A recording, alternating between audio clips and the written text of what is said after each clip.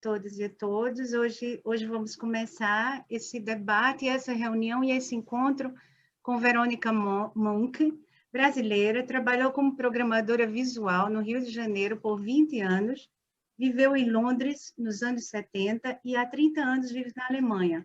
Foi uma das fundadoras da TAMPEP, rede europeia de 38 organizações em 16 países europeus que advoga, luta e defende os direitos de trabalhadores sexuais migrantes na Europa. Durante 17 anos, Verônica Monk coordenou a TAMPEP na Alemanha. Hoje é uma senhora aposentada, super vovó e continua ativista pelos direitos das trabalhadoras sexuais na Alemanha, através da rede europeia TAMPEP. Na primeira parte, Verônica Monk vai nos apresentar o cenário da Alemanha atual, partindo do marco histórico que é a lei da prostituição, vigente desde 2017.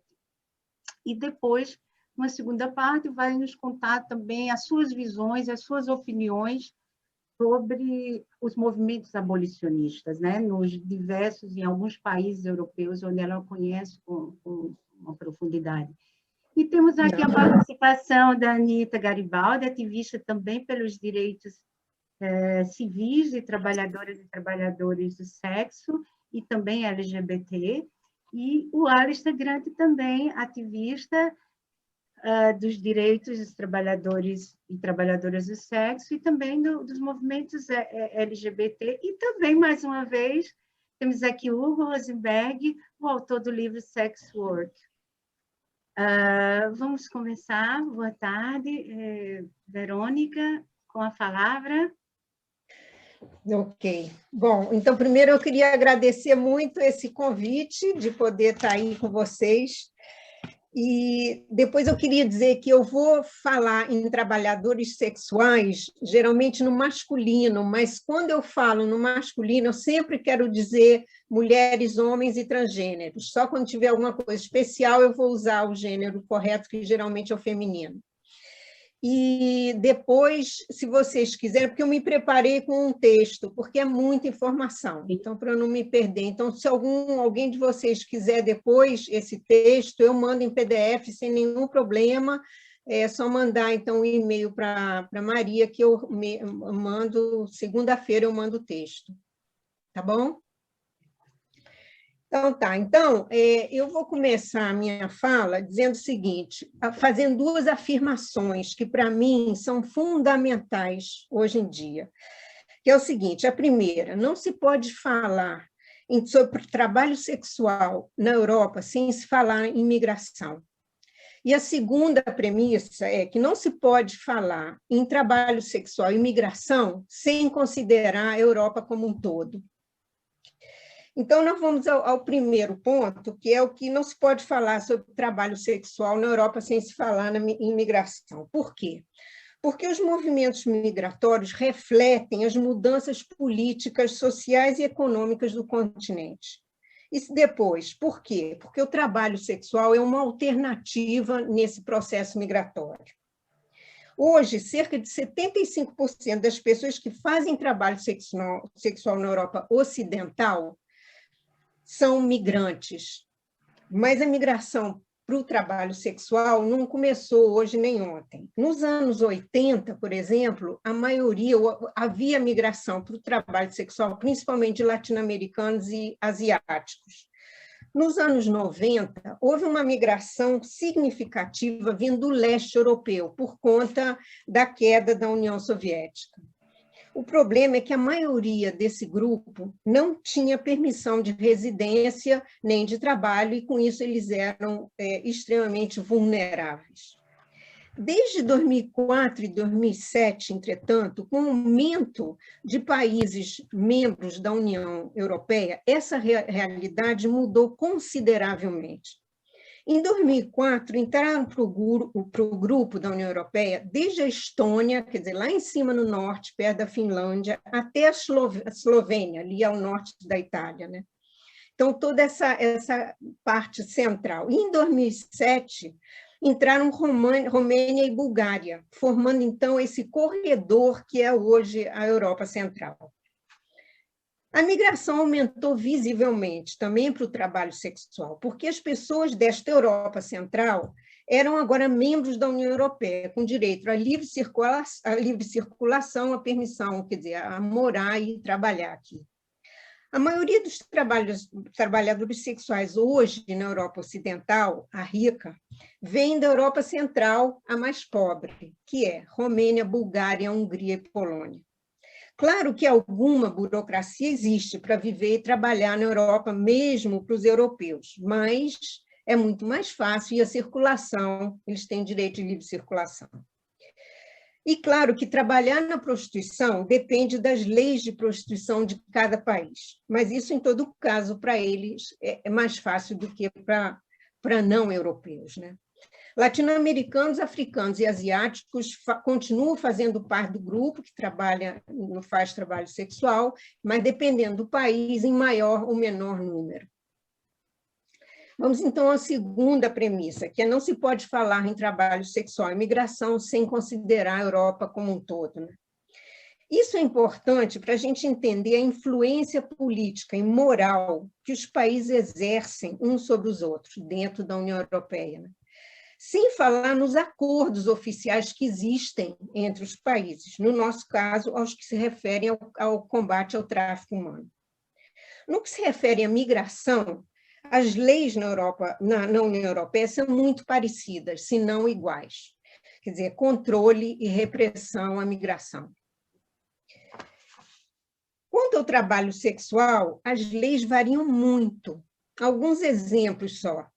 Na Romênia e na Lituânia, a prostituição é proibida.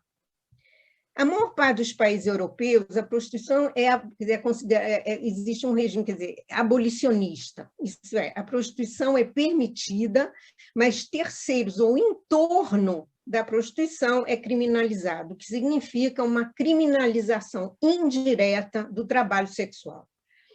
Em alguns países, a prostituição é regulamentada, como na Alemanha, na Holanda e na Áustria. O aumento dos governos conservadores e de grupos de direita na Europa tem levado a uma postura cada vez mais moralista e repressora. E isso tem influenciado tanto as leis de imigração como as de trabalho sexual. Mas, principalmente, isso que é o pior, é a consideração ou a visão cada vez mais frequente de que o trabalho sexual e o tráfico humano são uma e a mesma coisa, que todos que exercem o trabalho sexual são traficados para exploração sexual, todos estão numa situação de trabalho forçado, todos são vítimas e, portanto, precisam ser salvos ou resgatados. A solução mais comum para esse grupo seria reprimir a demanda por serviços sexuais, através da criminalização dos clientes, e assim acabar com o tráfico humano para a exploração sexual, já que a maioria é migrante. Essa linha de raciocínio simplista ignora por completo o direito à autodeterminação de cada ser humano, seu direito ao trabalho e à livre circulação. A criminalização dos clientes, que começou na Suécia em 1999, já foi adotada na Europa por Noruega, Finlândia, Islândia, Irlanda do Norte, República da Irlanda e França. E na Alemanha já está se discutindo a adoção desse sistema. Bom, depois desse sobrevoo europeu, só para se ter uma ideia, vamos aterrissar finalmente na Alemanha. A Alemanha reconheceu o trabalho sexual como atividade, não como profissão, como na Holanda, em 2002. Em 2017, outra lei entrou em vigor, a chamada Lei de Proteção às Pessoas que se Prostituem. Uma ironia, como vocês vão ver já já. Essa lei tem duas características muito claras, essa lei de 2017. A primeira é a consequência dessa interligação europeia, que eu já mencionei. E a segunda, um maior controle sobre todas as pessoas que fazem trabalho sexual. O primeiro ponto, quer dizer, essa interligação europeia, a ideia era mudar a lei de 2002, foi um dos itens do acordo do governo de coalizão entre conservadores e social-democratas em 2017. Tanto na Alemanha como na Europa, em geral, A lei alemã de 2002 era considerada muito liberal, mas muito liberal mesmo, tanto que a Alemanha era considerada o bordel da Europa. E aí, o que aconteceu? Era importante, então, uma nova lei, conforme as tendências e normas dos acordos europeus. Uma lei para combater o tráfico humano, essa sempre é a argumentação primeira, e assim combater a prostituição e a migração. Vemos aí claramente essa influência política e moralista entre os países da União Europeia. No segundo ponto, esse maior controle. A ideia era fazer uma lei extremamente controladora, partindo do princípio de que praticamente todas são vítimas do tráfico, já que 75% são migrantes. Por isso o nome da lei, Lei de Proteção. Quer dizer, a ideia era proteger essas pessoas que, do ponto de vista deles, são todas vítimas. E como é que seria feito esse controle maior? Fácil, registrando todas as pessoas que exercem qualquer tipo de trabalho sexual, seja na rua, em apartamento, em bordel, em bares, em clubes, no telefone ou como escort. A ideia do registro, além do controle absoluto, é de que a pessoa, caso esteja numa situação difícil, nos olhos deles, né, alguma situação, se abra com um funcionário na hora do registro. Agora, vê se cabe isso. Vocês acham que uma pessoa migrante, que não fala o idioma, ou que fala muito mal, vai confiar numa pessoa totalmente estranha, num ambiente oficial, quer dizer, num departamento oficial, mesmo havendo tradução? Difícil, né? E eu posso dizer para vocês que isso aconteceu quase que nenhuma vez. Aconteceu pouquíssimas vezes, porque não funciona. Quer dizer, você vê que as pessoas que tiveram essa ideia, não tem muita ideia da realidade. Bom, vamos à lei de 2017, propriamente dita, o que é essa nova lei, né? Bom, primeiro, como eu já disse, o registro é obrigatório e ele é renovável periodicamente, de 1 a 2 anos, cada 1 ou 2 anos você tem, depende da idade, quer dizer, de 18 a 21 anos você tem que renovar com mais frequência, eu acho que cada ano, e a partir de 21 anos você renova a cada 2 anos. Você tem que provar que tem residência, você tem que dar um endereço, né, porque eles podem querer te mandar alguma correspondência, você tem que provar que tem seguro de saúde e você tem um número do imposto de renda. Migrantes precisam provar tudo isso, mais a permissão de residência e permissão de trabalho, mesmo as europeias. O registro é um carnê pequenininho, com várias páginas, que tem a sua foto, tem o seu nome completo, ou a única coisa é que você pode botar um nome fantasia, mas o seu nome completo está com as autoridades, quer dizer, qualquer coisa, todo mundo fica, quer dizer, as pessoas dentro, as autoridades sabem quem a pessoa é, né? E você tem que estar sempre com esse carnê junto com você, porque caso haja um controle policial, você tem que poder mostrar. No carnê estão registradas as cidades onde você vai trabalhar.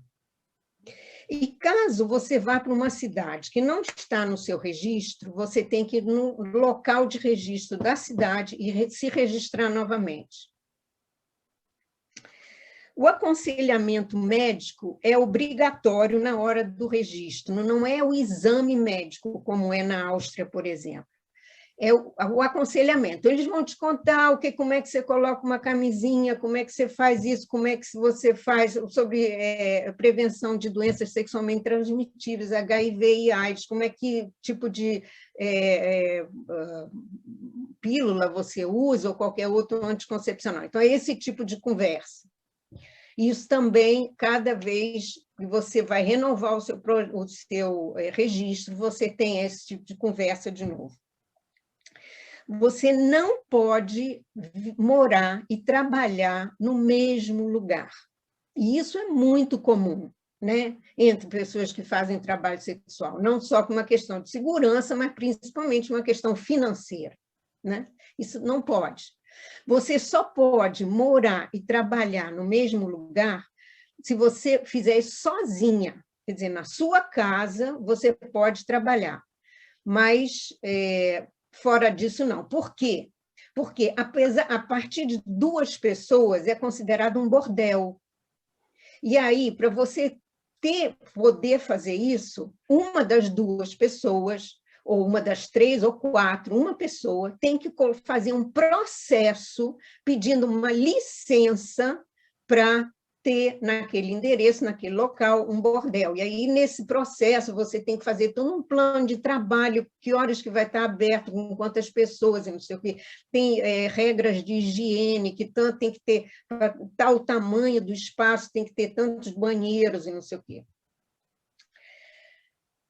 O número de pessoas, para vocês terem uma ideia, o número de pessoas na prostituição na Alemanha variam entre 200 e 400 mil. É só uma estimativa, porque não existe censo sobre isso.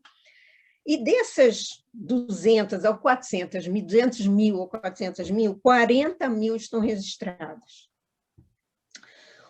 Agora, atenção para isso, hein? O número oficial de casos de denúncia de tráfico humano para exploração sexual de 2019, porque 2020 não teve o censo, sabe de quanto foi?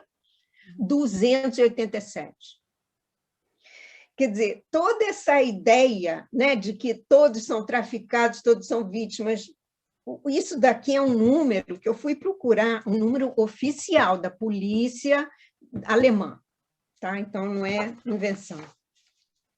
Vamos, então, agora ao abolicionismo, né? Então, o abolicionismo considera a prostituição uma forma de violência contra a mulher. E aí é muito claro que eles se dirigem sempre, a figura da mulher, é a mulher que é violentada, enfim, porque partiu dessa ideia de que os direitos são iguais, os deveres são iguais, enfim, que tem que haver essa igualdade, e aí a prostituição, nesse caso, é uma violência, e há essa desigualdade. Considera prostitutas vítimas desse sistema de exploração, procura reintegrá-las socialmente e condena quem vive da prostituição de outra pessoa, do proxenetismo.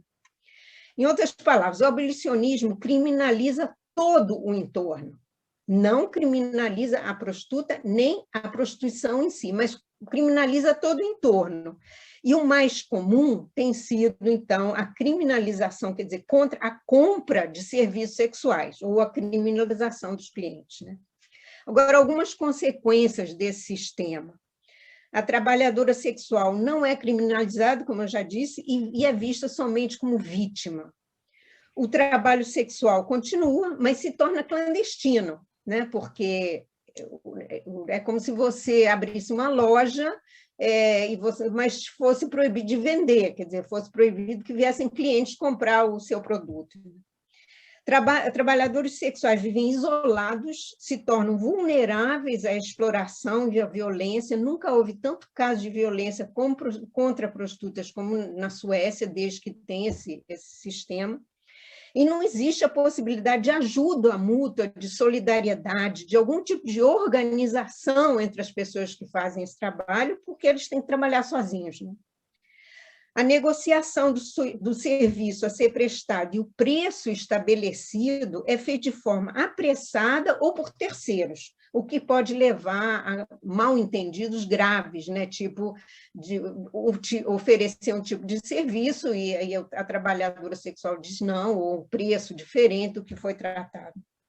As ONGs não têm acesso aos trabalhadores sexuais para oferecer algum tipo de apoio. E, na Suécia, só como exemplo, quem aluga um apartamento para uma trabalhadora sexual é acusado de proxenetismo, e prostitutas perdem a guarda dos filhos. Então, vai a esse ponto, essa criminalização do entorno. E quais são os argumentos que os alemães estão levantando para a adoção desse sistema, da criminalização dos clientes, né? Primeiro, que o trabalho sexual e tráfico humano são a mesma coisa, e essa tendência está crescendo entre políticos e, evidentemente, grupos abolicionistas que fazem pressão, né?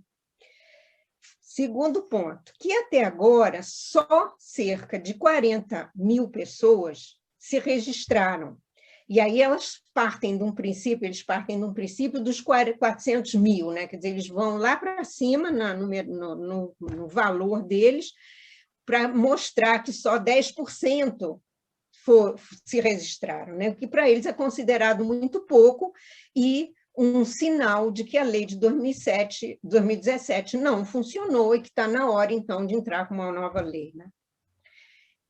E esses números para eles, quer dizer, o fato de só 10% terem se registrado, é evidentemente que 90% nos olhos deles está clandestina. E como, eu vou repetir, como a maioria é vítima, a ideia, então, tem que ser a repressão da demanda e criminalizando os clientes para que se possa resgatar essas vítimas e provavelmente enviá-las todas de volta aos seus países de origem o mais rápido possível. Então, para terminar, aqui só um detalhe, a Holanda acaba de colocar em vigor uma lei que pune os clientes de prostitutas se eles souberem ou suspeitarem que aquela pessoa, quer dizer, aquela trabalhadora ou trabalhador sexual, naquele momento, está sendo forçado a se prostituir e, portanto, é vítima de tráfico humano. Esses clientes podem receber uma pena de prisão de até 4 anos ou uma multa. Como que isso pode ser provado, eu também não sei, mas essa lei tem agora 10 dias. Na Alemanha, esse governo de coalizão termina agora em setembro. E aí eu me pergunto, essa pressão na Alemanha de instituir esse novo sistema, será que é porque o vizinho ali já começou? Ou é porque esse governo, que vai terminar em setembro, quer mostrar serviço e fazer uma coisa rapidinho antes de ir embora? Vamos ver. Eu vou parar por aqui e o resto a gente vê na conversa. Obrigada. Obrigada, Verônica. Foi fantástica. Esses minutos, 20 e poucos minutos apenas, para dizer tanta coisa. Não sei se a Anitta, a Alice quer fazer alguma intervenção, alguma dúvida, alguma colocação diante disto. O Hugo também, o Hugo Rosenberg. Sim? Sim, alô? Está ouvindo? Eu estou. Sim, que a Anitta, a Alice quer fazer um ponto da situação.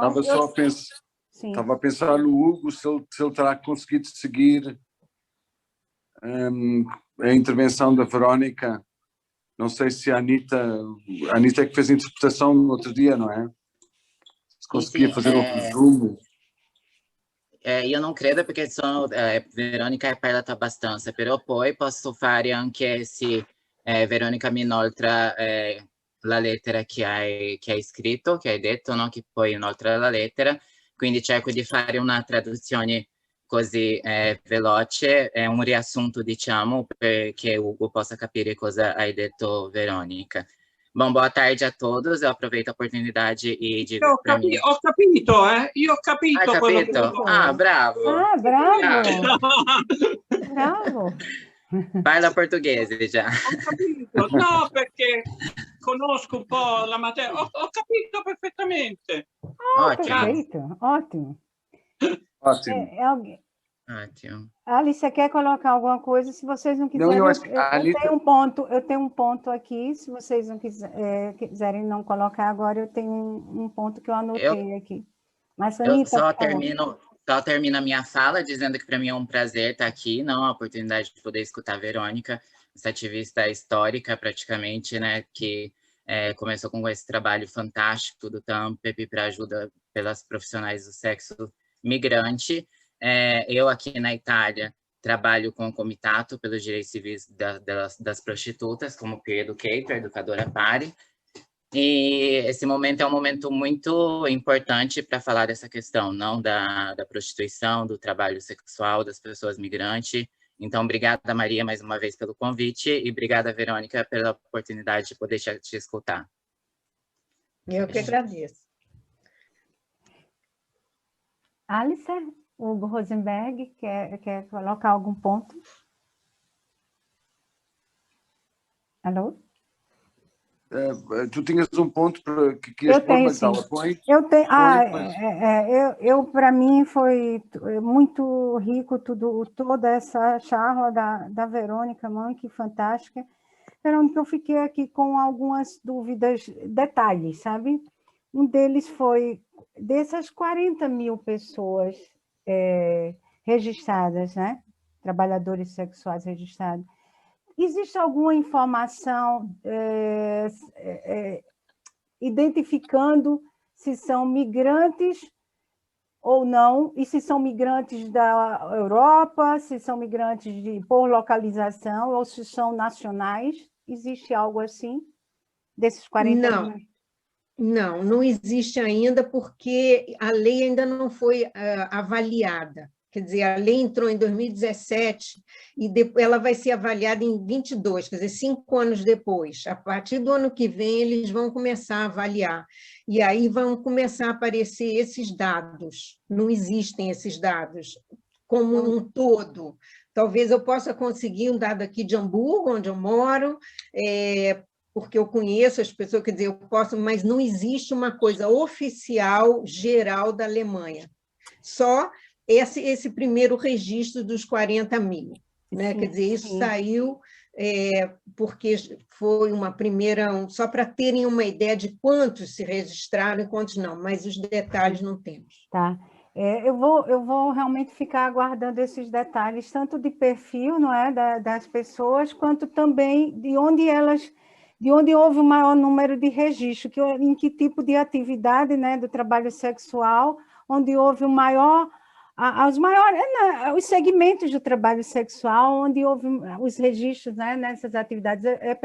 É super importante isso, porque realmente, há mais de uns 8 a 9 meses eu concedi uma entrevista, e o argumento na entrevista sempre foi esse do tal dos 40 mil, do só 40 mil, e que é um fracasso, a regulamentação é um fracasso, que isso não adianta nada, e realmente naquele momento eu não tinha nenhuma informação, realmente fui pega de surpresa na tal da entrevista, e me colocaram esses 40 mil, e acho que realmente, e era um grupo, existia uma ala abolicionista jogando quase que na cara, que só 40 mil, ou seja, não vale a pena regulamentar nada, não é?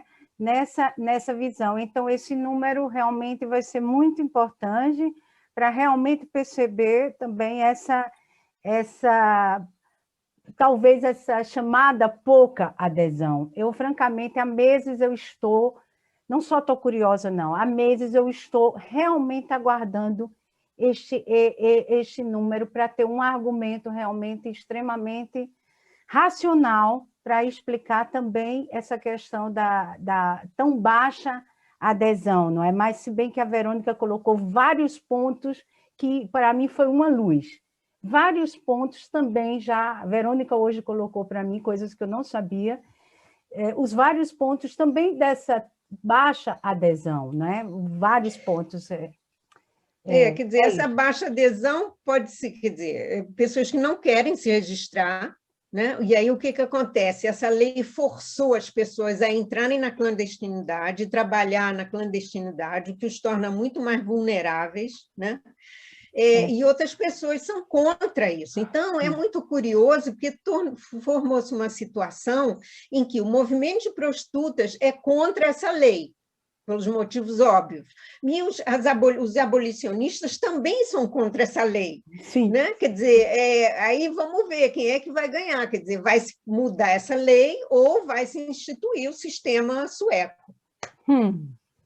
Né? Quer dizer, esse é o grande problema, quer dizer, né? Mas o negócio de não vacinar, porque você também tem isso. Se você se registra, você está se colocando ali às claras, entendeu? Você tem que dar nome, endereço, tudo. E se você tem isso na tua bolsa, e pessoas que não querem mostrar a cara, digamos, que querem se manter não, quer dizer, não querem afirmar ou se colocar oficialmente como trabalhadora sexual, Não vai. Ou tem pessoas também que fazem isso durante 3 ou 4 meses, porque, de repente, estão precisando de dinheiro, ou porque tem um monte de diferentes razões. E não querem, né? Porque vai que isso está na sua bolsa e, não sei, você deixa a tua bolsa em casa e, de repente, teu filho abre a bolsa. Uhum. Né? Quer dizer, tem situações, então, tem pessoas que não querem se registrar. Por isso, elas preferem ficar escondidas, digamos assim, né? Mas 40 mil se registraram e acharam que não, porque, por exemplo, em bordéis maiores que têm essa licença, elas só podem empregar o pessoal, não empregar porque não é trabalho de carteira assinada, digamos assim, né? Mas as pessoas só podem trabalhar no bordel se ela tiver o registro. Uhum, sim. Né? E então isso faz com que outras pessoas queiram se registrar para poderem trabalhar em determinados lugares. Se você trabalha sozinha na sua casa, não sei se você sabe, quer dizer, então existem diferentes situações em que não se registra, né? No fundo, essa lei e as leis do modelo sueco acabam por empurrar as pessoas de volta para a clandestinidade. Exatamente. Não Para a é? ilegalidade, né? Sim. E a ilegalidade, e a pessoa migrante, quer dizer, ela se torna ilegal, né? Por ser migrante, porque está trabalhando, de repente, sem poder, porque é migrante, e por ser fazendo um trabalho que ela não pode fazer. Né? Então, é duplamente criminalizada. Sim. Duplamente criminalizada. É uma loucura. É uma loucura isso, mas sabe que sempre me vem à cabeça o meu conhecimento e experiência de anos direto com a migração em Portugal e a migração não documentada, né? E que estava dividida, as mulheres estavam divididas entre trabalhadoras domésticas e o trabalho sexual paralelo, complementar os perfis que eu atendi durante anos, centenas de mulheres. Mas é curioso que também no trabalho doméstico, o estigma era violento e essas mulheres também não queriam ser identificadas como trabalhadoras domésticas. E nos painéis, quando eu perguntava quem era uma em cada 15 que dizia eu sou empregada doméstica, eu sou trabalhadora doméstica. Um estigma também violento. E a experiência em Portugal, agora vamos falar aqui de burocracia, eu sempre tento fazer esse exercício com essa história da Alemanha, foi que para as empregadas domésticas, quando elas vão se legalizar, o trabalho doméstico em Portugal, para os antigos serviços estrangeiros e fronteiras, está como outros serviços não qualificados. Outros serviços não qualificados está todo esse grupo do trabalho doméstico. E eu vejo nessa história dos estigmas, essas duas profissões, realmente, quando jogam na cara que as regulamentações não vão melhorar em nada a questão do estigma, né, que jogam na cara, eu sempre tento trazer também a questão do trabalho doméstico, que realmente a estigmatização continua extremamente violenta em torno do trabalho doméstico. Só que os direitos melhoraram, os direitos civis dessas pessoas que trabalham nesse setor melhoraram. Mas eu vejo uma semelhança muito grande, sabe, no estigma e na vergonha também de dizer que exerce tal profissão. Realmente, talvez fosse necessário, talvez um pouco também de camuflagem nisso. Na época, eu critiquei muito outros serviços não qualificados para o trabalho doméstico em Portugal, mas hoje eu compreendo que foi ainda a melhor forma de poder as mulheres imigrantes se registrarem, porque ia ter realmente uma reação, também talvez um fracasso completo também nas legalizações. Eu acho que também seria muito semelhante até, o fracasso como empregada doméstica. Não, eu quis fazer esse paralelo aqui, pensando nos dois, né? Mas eu por acho isso que eu quis muito entender como é que era feito esse detalhe do registro, esse detalhe mesmo operacional, os nomes, a profissão, todo esse detalhe que tem um impacto muito grande. Mas eu acho que para o trabalho sexual é pior, né? Porque tem o estigma, porque tem todo esse lado moral. Tem, sim. E aí, contra isso, é muito difícil, às vezes, você lidar com isso, né? Porque é intransponível, né? Quer dizer, é difícil. Você acha intransponível? Acha? A moralidade... E eu acho que esse é o problema, essas leis todas, e tanto a lei, o sistema sueco, ou essa lei alemã, ou que está se fazendo na Holanda, agora que já em todos os lugares, quer dizer, aumenta ainda mais esse estigma e a discriminação, e o estigma, né? Quer dizer, na Alemanha, que era uma coisa mais, quer dizer, foi reconhecido em 2002 como uma atividade, e você podia... como trabalhadora sexual, havia um número, não sei, você podia pagar teus benefícios sociais, você tinha direito a benefícios sociais, então era uma atividade reconhecida, mas ninguém era obrigado a nada, né? E aí, com esse registro obrigatório, quer dizer, o estigma aumentou muito mais. Por quê? Por que você é uma profissão o quê? Que como agora, né, que eles estão dizendo que fecharam todos os bordéis, está tudo fechado, as pessoas estão sem poder trabalhar, porque como se trabalhadores sexuais foram responsáveis pela disseminação do Covid. Né? Gostaria de saber quais que são as penalidades para as trabalhadoras sexuais que decidem de não registrar, de não fazer essa registração no...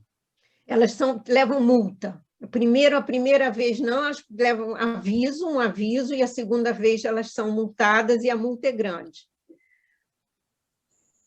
Ok, obrigada. Intervenção é didática. Se calhar propõe também o registro e explicação das condições, etc. Claro, e diz assim, que nessa cidade, o lugar onde você pode ser registrado é ali você vai e se registra, e você é obrigado a registrar, não sei o quê. Mas depende também, isso teoricamente, né?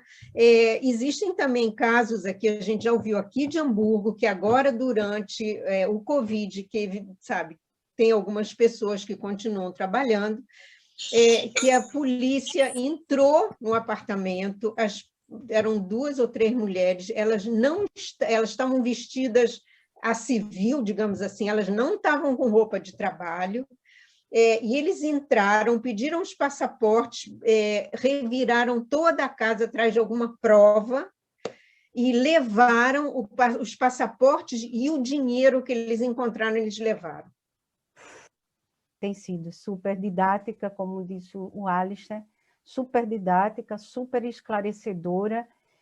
Francamente, eu acho que tem muito esclarecimento, sabe? E muitos instrumentos, realmente, para poder conversar com algumas pessoas, né, que realmente já vem logo batendo exatamente em cima desse número baixo, 40 mil. Essa reunião para mim, deixa muito claro esse aspecto, né, do chamado certo fracasso de adesão, entendeu? Para mim, esse ponto, para mim, ficou bastante claro. E mais claro vai ficar quando for identificado, não, quando for apresentado quem são os perfis, né, se são de migrações dentro da Europa, são migrações de países terceiros, como chamam. Isso aí vai ficar extremamente claro. Mas aí a gente tem que ver também, quer dizer, isso não vai refletir necessariamente a realidade. Por isso que a gente sempre tem que tomar cuidado com dados, porque se isso for realmente só 10%, ou mesmo que for só 50%, digamos que na Alemanha tenha 80 mil pessoas trabalhando na prostituição e só 40 se registraram, você vai ter dado de 50%, os outros 50% você não sabe. Então, você tem que sempre tomar muito cuidado com dados. Sim. Né? Sim, e por isso que a gente, no Tampep, nunca dizia dados, aqui são os dados, a gente sempre dizia isso são tendências, né? Quer dizer, é só para mostrar uma ideia que pode ser um trend, né? Quer dizer, uma tendência do que está acontecendo, mas nunca dizíamos, tem 58,2% de mulheres vindo não sei de onde. Não, porque não é verdade, a gente não sabe, né?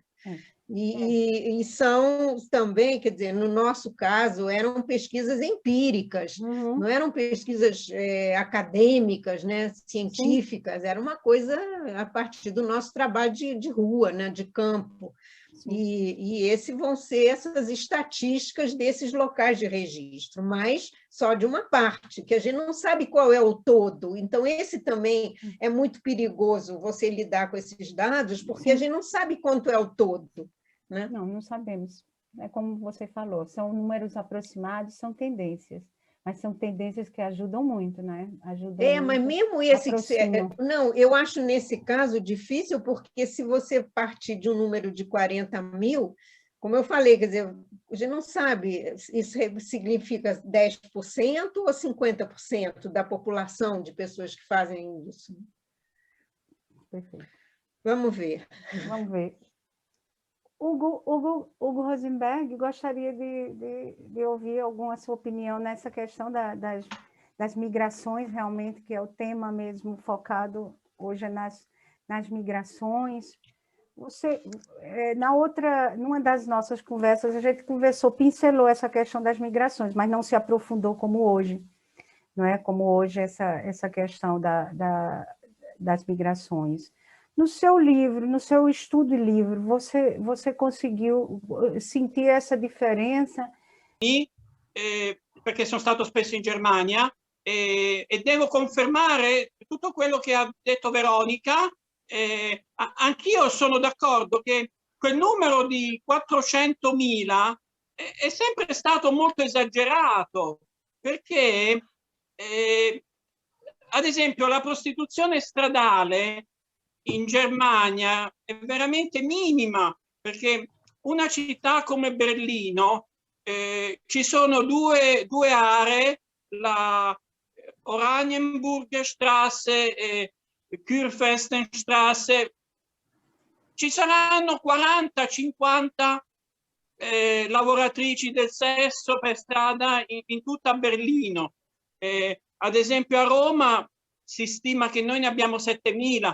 Voglio dire che sì, qualcuna lavora in un suo appartamento o fa un servizio da escort, però la mia impressione è che la maggior parte delle sex workers lavora proprio nei bordelli, nei club, quindi per lavorare nelle stanze vetrina, nelle Laufhäuser, quindi per lavorare in queste strutture adesso tu non entri se non ti sei registrata, perciò se 40.000 si sono registrate, io ritengo impossibile che sono 400.000.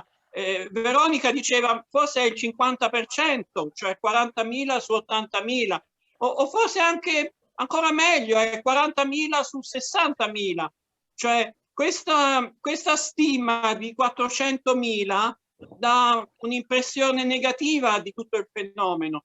E poi un altro pregiudizio che abbiamo sia in Italia che in Germania. Allora, in Italia nei programmi televisivi si dice le italiane lo fanno per libera scelta, invece le straniere sono schiave. E mercoledì c'era un programma Erlich Mal su SWR che ho visto in televisione, che Veronica sicuramente ha visto, e anche lì dicevano beh, il 90% sono straniere, e c'è questo preconcetto che le straniere sono vittime di sfruttamento, di tratta. Invece se una è italiana o una è tedesca, allora sì, lì possiamo immaginare che lo fa di sua scelta. Però questa è assoluta stupidaggine, perché anche io nella mia esperienza ho incontrato tante sex workers rumene, russe, che sono assolutamente di propria scelta, hanno i loro obiettivi economici, vogliono comprarsi una casa, vogliono aiutare la famiglia, e non è che perché vengono da un paese straniero sono sicuramente schiave, zwangsprostituite.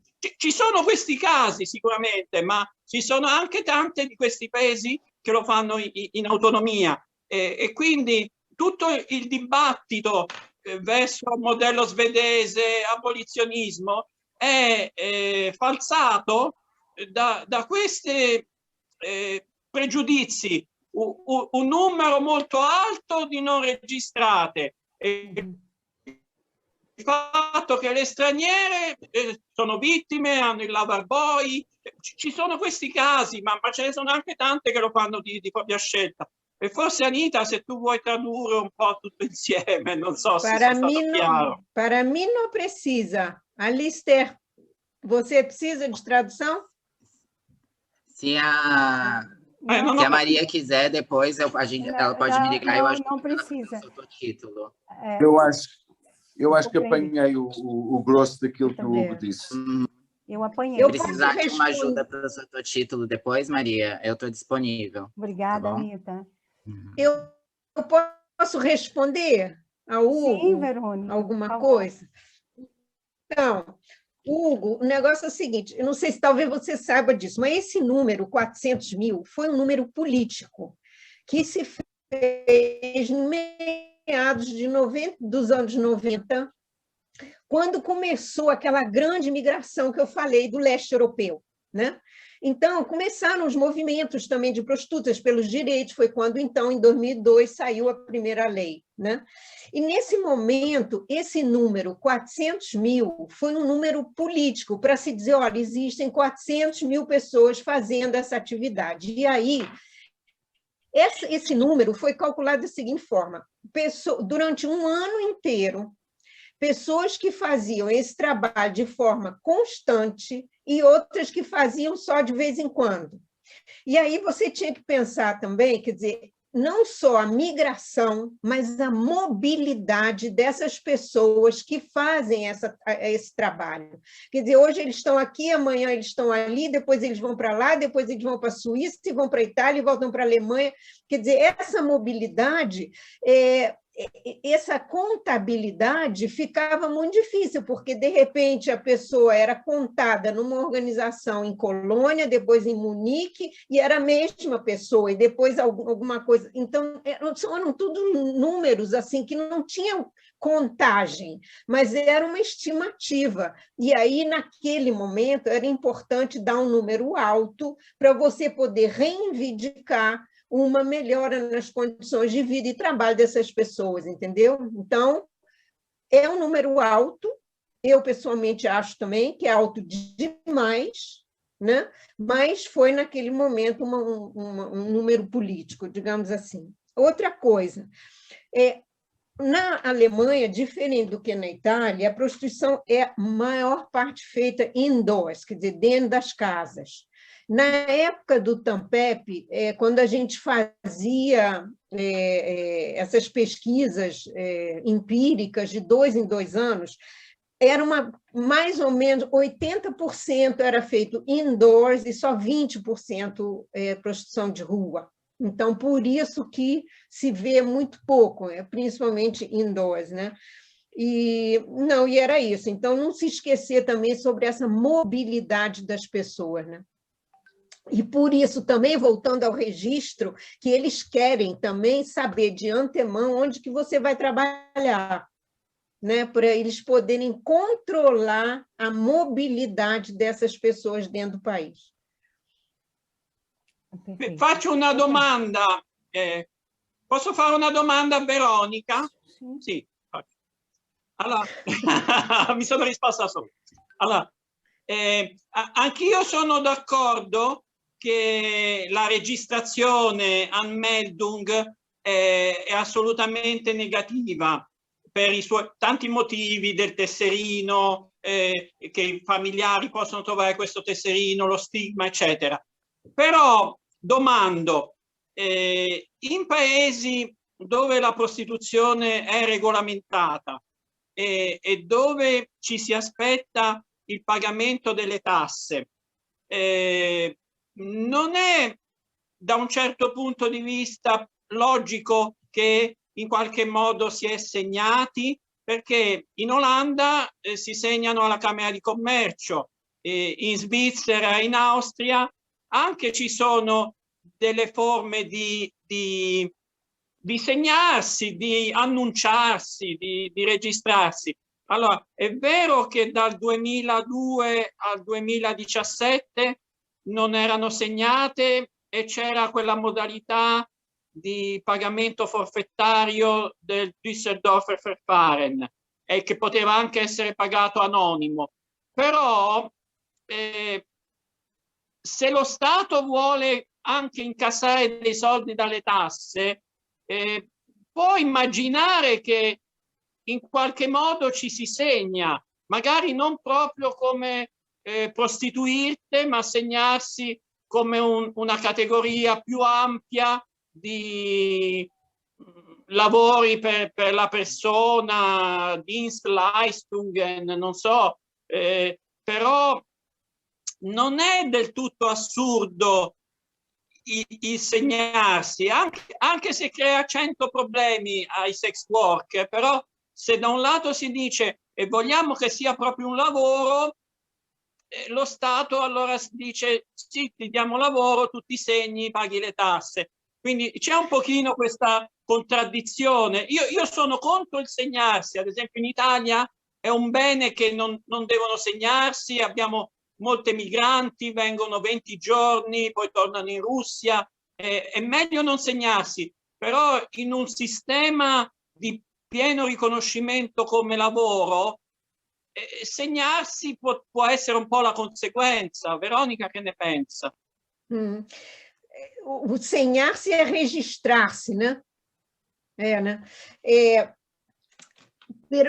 Quando, em 2002, quando saiu essa reconhecimento da atividade, eles tinham que ter o seu número de imposto de renda, né, para poder pagar o imposto, né? E aí já não era um registro, mas do momento que você ia lá no departamento de finanças, né, você tinha que dar o teu nome, teu endereço, e aí você recebia o teu número, né, para você pagar os teus impostos e aí ter direitos a benefícios sociais, né, como é em qualquer lugar. Esse registro em relação às prostitutas tem isso também, é um registro tão... esse controle absoluto. Por exemplo, vamos pegar um jornalista que é freelancer, né? Ele tem que, talvez, se registrar em algum lugar para pagar os seus impostos como jornalista freelancer, mas ele não tem que ter um carnezinho, um caderno, dizendo que ele vai trabalhar como jornalista só em Hamburgo e em Berlim. E se ele vai fazer um trabalho em Frankfurt, ele tem que ir lá para se registrar. Quer dizer, não existe esse controle absurdo. Né? E um jornalista também não precisa dar o seu nome, em vez de dar o seu nome Hans Schmidt, ele vai dizer Mickey Mouse. Não precisa, porque ele está fazendo jornalismo. Então, aí que está esse estigma também, essa discriminação em relação às pessoas que fazem o trabalho sexual. E por que mais ainda? Aí voltamos à migração, porque a maioria é migrante, e é uma forma de controlar as pessoas migrantes que fazem esse trabalho. Né? Porque né? Então, é só comparar com outras pessoas que fazem trabalho freelancer. E, em 2002, esse era o status, né? Eram como se fossem freelancers. Né? Então, eu trabalho, eu também no Brasil eu era freelancer, então eu tinha meu número de imposto de renda, todo mês eu fazia minha lista, o que eu ganhei, no final do ano eu fazia minha declaração de imposto de renda e pagava imposto em cima daquilo.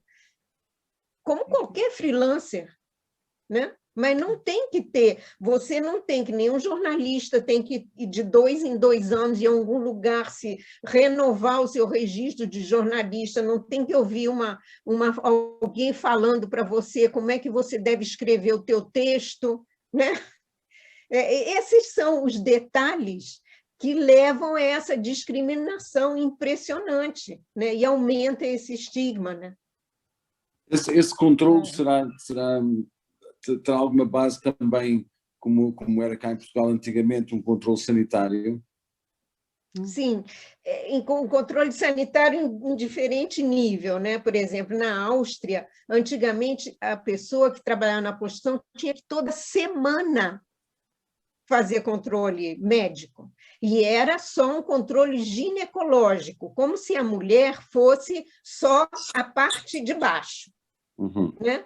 E fazer teste de HIV, o que é um absurdo, porque a gente sabe da janela que existe do HIV. Hoje em dia, eu acho que já houve tanta luta que acho que hoje em dia é uma vez por mês, se eu não me engano, não é toda semana.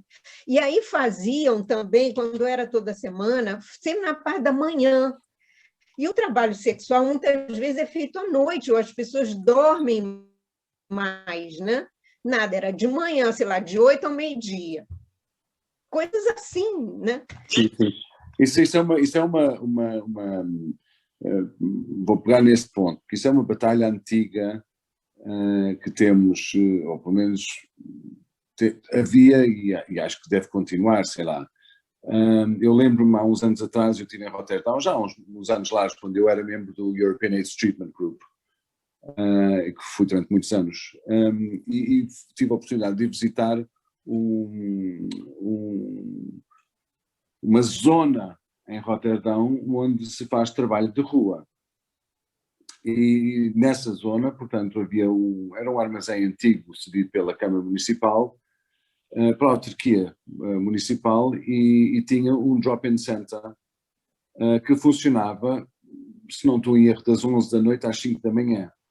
E durante esse período tinha uma pessoa técnica de serviço social, tinha uma médica, neste caso era uma médica, uma ginecologista que estava lá, tinha também, pronto, serviços vários, porque grande parte das mulheres e dos homens e das mulheres trans que estavam a trabalhar também eram utilizadoras de drogas, e então tinham também os serviços de redução de danos e minimização de risco, tinham também alguns serviços de chuveiro,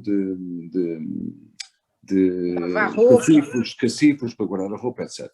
Pronto, mas isto para dizer, e voltando à questão dos horários, que é muito importante, era um horário em que as pessoas podiam ser atendidas, quer dizer, é um horário normal, é tal coisa, ninguém, depois de trabalhar até às 6 da manhã ou às 7 da manhã, vai tomar o pequeno almoço e vai dormir, não quer estar às 9 da manhã no Centro de Saúde da Lapa, em Lisboa, no Centro de Saúde da Lapa, onde atendem as mulheres trabalhadoras. Portanto, essa flexibilidade de horários foi uma batalha muito grande ao longo dos anos, e especialmente quando eu trabalhei muitos anos, também trabalhei muitos anos na rua, lá embaixo no Algarve, e era uma batalha realmente de adequarmos os serviços às necessidades das nossas pessoas clientes, não é? E isso é muito importante. Em relação à questão e penso que não está ultrapassado, só para rematar, penso que não está ultrapassado. Eu acho que continua a haver este posicionamento das 9 às 5, de segunda à sexta, em relação aos serviços e às pessoas que trabalham nos serviços, e não querem flexibilizar. Não é completamente verdade. A Inglaterra, eu estive num serviço fantástico em Londres, também já há uns anos, que se chama CLASH, que era o Central London Action on Street Health, e realmente estão lá pessoas a atender às 2, às 3 da manhã, pronto, que faz sentido. Claro. Se calhar a adequação dos serviços também pode ser conforme as zonas e conforme as necessidades em cada local, não é preciso ser uma coisa nacional. Em relação à questão da mobilidade, estava a pensar agora, estava a pensar alto enquanto vocês estavam a falar sobre esta questão do Covid, que provavelmente terá cortado um pouco a mobilidade entre países, pelo menos, não é? Sim. Imagino eu, neste último ano deve ter havido menos mobilidade, porque quando se fala em relação ao tráfico ou ao controlo que há por parte de algumas organizações sobre as pessoas que trabalham, umas são traficadas e estão num controle absoluto, sem os passaportes, etc. Mas há outras que não estão num controle tão grande, mas que têm alguma supervisão, vamos chamar assim. e são muito dinâmicas estas organizações, têm uma capacidade enorme de movimentar as pessoas de um lado para o outro, e fazem-no. Para além disso, há também a outra questão da própria mobilidade. Em Portugal, chama-se assentar uma praça, não sei se a Magdala conhece o termo. Sentar não. Assentar uma praça. 15 anos de Portugal, esse eu não conheço. É um termo militar em que normalmente as mulheres que trabalham nos bordéis que estavam, porque há muitos bordéis em Portugal, não é? Porque em Portugal é don't ask, don't tell. Temos essa situação. Não é legal, não é ilegal, andamos ali na corda bamba, não é? E então há uma enorme mobilidade. E sentar a praça, uma praça é quando uma mulher, por exemplo, é de Lisboa, vai trabalhar para Braga, está lá um mês ou um mês e meio em Braga e depois muda-se para Faro e por aí fora. Portanto, há essas mobilidades todas. Que iria causar alguma perturbação se tivéssemos alguma vez uma situação dessas em que uma pessoa tem que dizer, não, eu só vou trabalhar em Lisboa e em Santarém, sei lá. Todas estas coisas fazem um bocado, arrepiam-me um bocado, porque é tudo uma forma de controle, como a Verónica disse, não é? Disseste isso muito bem. É tudo formas de controlar um trabalho ou uma profissão. Eu gosto de pensar em termos também de profissão. Bem, claro. Que mais nenhuma tem desta maneira, não é? Não há este controle sobre outras profissões. Eu também já fiz parte do movimento do May Day em Portugal, e uma das grandes batalhas foi há uns anos atrás a Central Sindical Comunista, portanto a Central Sindical principal, escreveu um artigo enorme sobre o trabalho sexual não ser trabalho. Portanto, eles não querem considerar, o Partido Comunista recusa-se a considerar como trabalho sexual, e como tal, o movimento sindical ligado ao Partido Comunista, que é o maior movimento em Portugal, também considera que não é trabalho. E nós tivemos uma reunião com eles por causa da marcha do 1º de maio, do Dia do Trabalhador e da Trabalhadora, para podermos participar, não é? E tivemos uma negociação daquelas antigas, portanto, uma mesa de negociações ali frente a frente, a debater o assunto, e onde é que nós chegamos? Don't ask, don't tell. Até nisto, até em termos sindicalistas, não é? Ou sindicais, nós chegamos à mesma conclusão, que é uma pena, mas pronto, pelo menos conseguimos essa pequena elasticidade, não é? De sermos integrados, muito embora no fim da marcha, mas tudo bem, mas integrados na marcha, o movimento do May Day, que integra o movimento das pessoas trabalhadoras sexuais também. Mas é um uphill battle, não é? Estamos sempre a batalhar, estamos sempre a subir uma encosta e estamos sempre a escorregar para se encosta abaixo, um passo em frente e 2 atrás. Exato. Não sei se a Anitta também tem essa experiência ou não, mas às vezes é o que eu sinto, não é?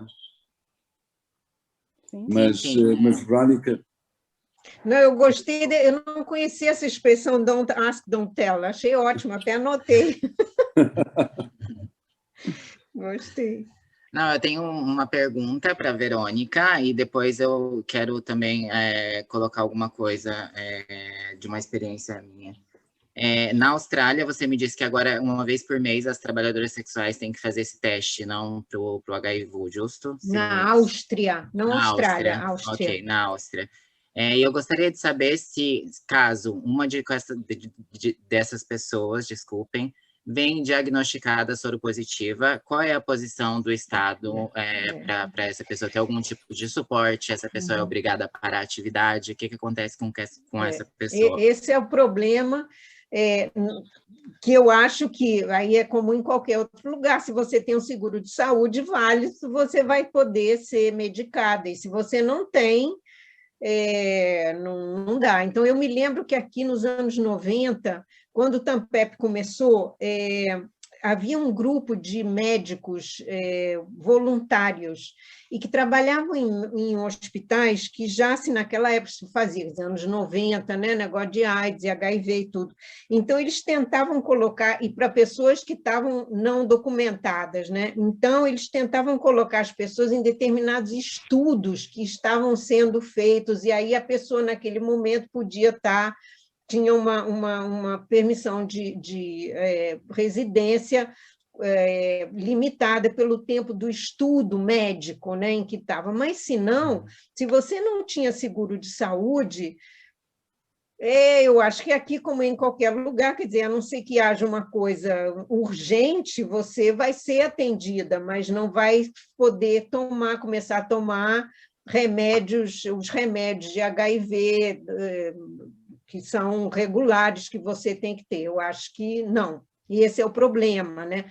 Então, naquela época, quando havia sempre essa questão, quer dizer, tudo bem, tem que testar, tem que saber, né? Mas o que o Estado vai fazer? Foi exatamente essa tua pergunta. Se aparece alguém aqui não documentado, que é positiva, que recebe um resultado positivo, o que faz, né? E aí era quase nula a possibilidade de ajuda do Estado, se você não tiver seguro de saúde. Ok, obrigada. Posso fare un'osservazione e poi una domanda a Verônica? Tá, só um minuto. Outra vez está dizendo que tem 9 minutos e 37. Se cair e não finalizarmos, volta. Já sabemos.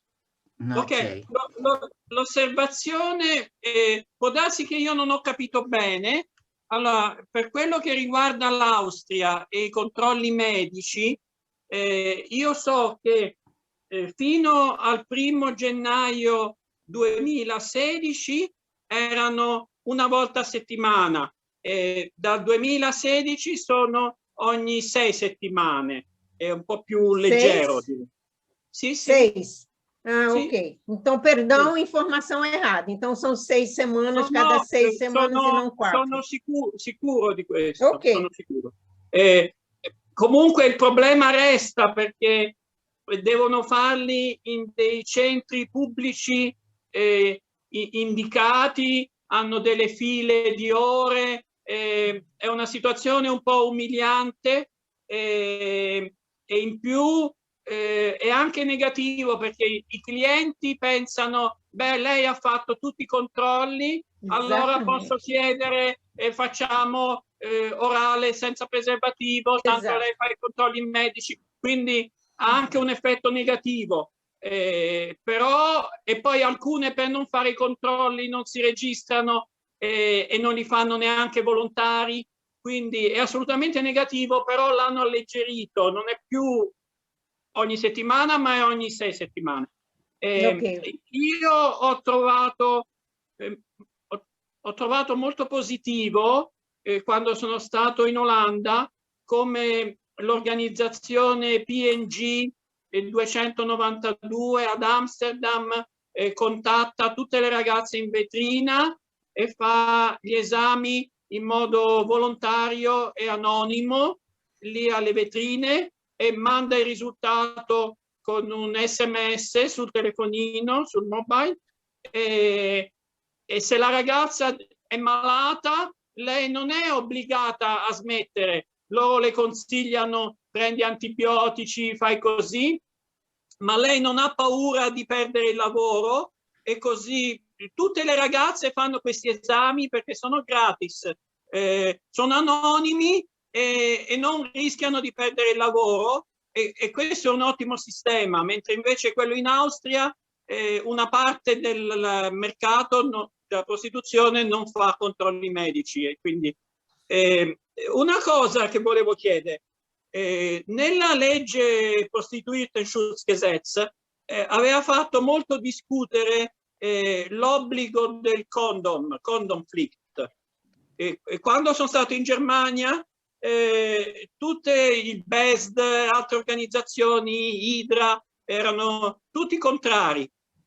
Però secondo me c'è stato qualche elemento positivo, perché io adesso ho visto che finché erano aperti questi club bordelli, là dove prima era normale fare orale senza, e anche il club si aspettava che le ragazze facessero orale senza perché i clienti erano più contenti, adesso la regola è diventata che bisogna fare con condom anche l'orale, e la ragazza si sente più forte, perché lei può dire al cliente no, qui noi facciamo, bisogna mettere il preservativo, oppure quando va su in camera magari dice al cliente vabbè dammi 50 euro in più o 100 euro in più e facciamo senza. Quindi alla fine questa riforma del condom split, dell'obbligo del condom, per le sex workers alla fine è stata positiva, anche mi sembra, anche se erano molto contrarie. È chiaro che è un'ingerenza dello Stato che ti dice come fare, però tutto sommato ha rinforzato la loro posizione. Forse quello era l'unico aspetto della nuova legge Prostitutenschutz che ha dato dei vantaggi alle sex worker. Cosa ne pensa, Verônica? Eu acho que é uma situação muito paternalista, isso que você falou também, né? Quer dizer, eu vou te mostrar, eu vou te dizer como é que você tem que trabalhar direito, porque você não sabe trabalhar, então venho eu e vou te dizer como é que você tem que trabalhar. E essa lei, então eu acho que isso é uma das razões que elas são contra, quer dizer, por se acharem, quer dizer, a lei, o Estado achar que elas não têm a capacidade, primeiro, de saber, quer dizer, o conhecimento, e segundo, a capacidade de se impor, né? Quer dizer, como se elas não fossem... Quer dizer, onde é que está ali o empoderamento da mulher? Quer dizer, por que a trabalhadora sexual experiente que não consegue se impor? Claro que ela se impõe, né? Então, existe esse paternalismo e essa dúvida em relação à capacidade da pessoa. E o que é curioso, quer dizer, o que também é difícil de controlar, mas se houver uma situação de controle, em que é provado que houve sexo sem camisinha, sem, né, preservativo, quem é julgado, quem é criminalizado é o homem, é o cliente, não é a prostituta. Né? Então, é como se... Né, aí, novamente, aquela coisa de que o homem, quer dizer, a mulher não é nada, né? O homem é que decide, então, nesse momento, eu estou agora exagerando, né? Mas, então, é o homem que decide, assim, eu quero fazer, nós vamos fazer com preservativo ou não, porque se eu te der mais, então, ele que é criminalizado, quer dizer, ele que é chama culpado, digamos assim, né? A mulher não. E aí é novamente aquela figura da mulher coitadinha vítima que nunca sabe porque ela ou é ignorante, porque não sabe como que se deve trabalhar, ou ela não tem a capacidade de dizer não, aqui eu só trabalho com preservativo. Você não quer, meu amigo? A porta está ali. Mas também gosto de ideia portanto, essa questão de indicar como se trabalha, completamente paternalista, completamente contra, óbvio, não é? Porque o empoderamento, tanto, isso é uma das grandes funções daqueles documentos que falamos da outra vez, do Hustling for Health e os outros, etc. Portanto, é o empoderamento da pessoa que trabalha, como é óbvio. Mas é importante também que haja o livre-arbítrio, não é? Portanto, a pessoa que trabalha decide sobre o seu corpo. Sim, e a decisão última é fazer como essa pessoa entende. Essa pessoa negocia aquilo que quer. Podemos achar que é loucura, etc. Da mesma maneira que hoje em dia, felizmente, com o tipo de medicação que existe para VIH, para o controlo, não é, do VIH, tornou a transmissão do VIH praticamente nula. Contudo, não tira o facto do grande risco para uma mulher, por exemplo, que uma pessoa trabalhadora sexual infectada pelo VIH, o grande risco é para ela própria, não para a outra pessoa. Acima de tudo, que hoje em dia, estando medicada e bem medicada, o risco de transmissão é muito pouco. O grande problema é o risco de ficar com mais alguma coisa ou de receber mais algum tipo de infecção que vai afetar a pessoa. Isto é gelo muito fino, não é? Que nós estamos a pisar neste território. Mas o empoderamento é absolutamente chave. A pessoa saber, a pessoa que trabalha é que toma as decisões sobre... Pode haver regras, por exemplo, num local de trabalho pode haver regras. Encantado da vida, isso também. Há regras num escritório, numa fábrica, não é? Mas, tirando isso, as pessoas podem decidir. Só uma coisa muito rápida sobre esta questão do tratamento da infecção pelo VIH em Portugal. Ao contrário de muitos outros países na Europa, Portugal sempre teve uma política muito boa em relação ao tratamento da infecção pelo VIH. É totalmente gratuito, independentemente, e a Magdala sabe disto também por causa das pessoas que ela atendia na comunitária, não é? De outros... Já está. Só para acabar rapidamente aquilo que eu estava a dizer que em relação ao tratamento em Portugal, o tratamento sempre foi gratuito, independentemente do status da pessoa estar regular ou não regular. Isso não quer dizer com isso que as pessoas não tenham medo de ir ao hospital, porque às vezes estão mal informadas. Isto aplica-se também à interrupção voluntária da gravidez, por exemplo, uma mulher que precisa fazer uma interrupção, independentemente de estar regular ou não, pode fazê-lo e falo gratuitamente. E a medicação também é distribuída gratuitamente, portanto toda a medicação não há custo nenhum em relação ao tratamento da infecção pelo VIH. Tivemos muitos problemas há uns anos atrás com médicos e médicas que achavam que utilizadores de drogas, pessoas que estavam ativamente a utilizar drogas, que não poderiam ser, não seriam aderentes como deve ser a medicação, e então quando se mudou de 2 para 3 e por aí fora, em 96, mais ou menos nessa fronteira de 96, 97, quando começou a haver os inibidores da protease e uma medicação diferente e muito mais eficaz, mas também que podia provocar muito mais resistências, os médicos tinham muito medo com os utilizadores de drogas, no grupo do qual se incluía muitas pessoas que faziam trabalho sexual também. Mas eu penso que isso hoje em dia já está ultrapassado. Mas pronto, era só em relação a isso, os serviços médicos em Portugal, realmente a esse nível não há sempre coisas a apontar, mas não há a apontar no sentido de discriminação. Não, fantástico. Eu só queria fazer uma observação que eu acho que você falou muito bem no negócio dessa autodeterminação que você falou, quer dizer, eu posso dizer sim, eu faço sem preservativo, ou não, eu não faço sem preservativo, a porta está ali. Então, eu acho que faltou isso também, quer dizer, não é só esse lado paternalista, mas tem esse lado também de ignorar a autodeterminação, o direito de autodeterminação de cada um. Como está hoje a Tampep trabalhando, que forma estratégica de união de forças, como é que está sendo isso? Quais são as estratégias, ou se existem, são globais, como é que está? Bom, o Tampep nasceu em 93 e foi um projeto, né? Quer dizer, a gente, como eu falei, a gente era uma rede, começou pequenininho com 3 países e fomos crescendo, no final de 2010, nós éramos 25 países na Europa, na União Europeia, né? E aí nós fazíamos esse tipo de avaliação empírica, a gente desenvolvia folhetos em não sei quantos idiomas, a gente fazia relatórios e publicou livros, enfim, foi todo um trabalho. Mas isso terminou em 2010. A partir de 2011, a gente participou de outros pequenos projetos, ou de outros projetos, até 2015. Em 2015, a gente parou esse tipo de trabalho em projetos e tornou-se uma plataforma política. Essa foi a ideia, né?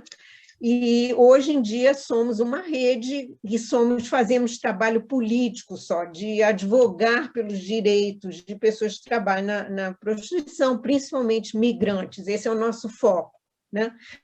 E de 2015 até o ano passado, foi um processo de mudança para a gente também, de adaptação a essa nova dimensão. A nossa diretoria passou isso, foi o que a gente quis fazer, quer dizer, as fundadoras, que são a Pia, a Alicia, a Carla, a Cristina Boyd e eu, de passar, então, todo esse legado de trabalho, legado político para prostitutas, né, para trabalhadoras do sexo. Isso a gente fez a partir de 2017, mas ficou como não fizemos nada assim de muito concreto.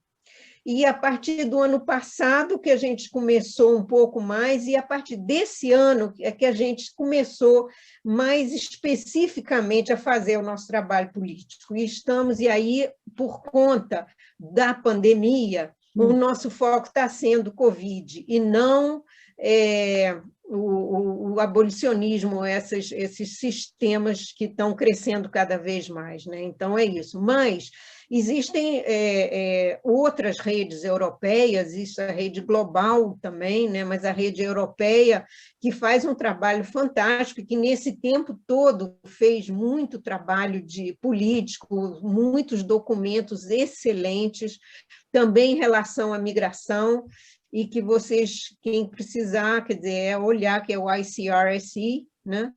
E tem o NSWP, que é o Global Network for Sex Workers Projects, que também faz trabalhos fantásticos, e tem muito documento, muito, muito bom.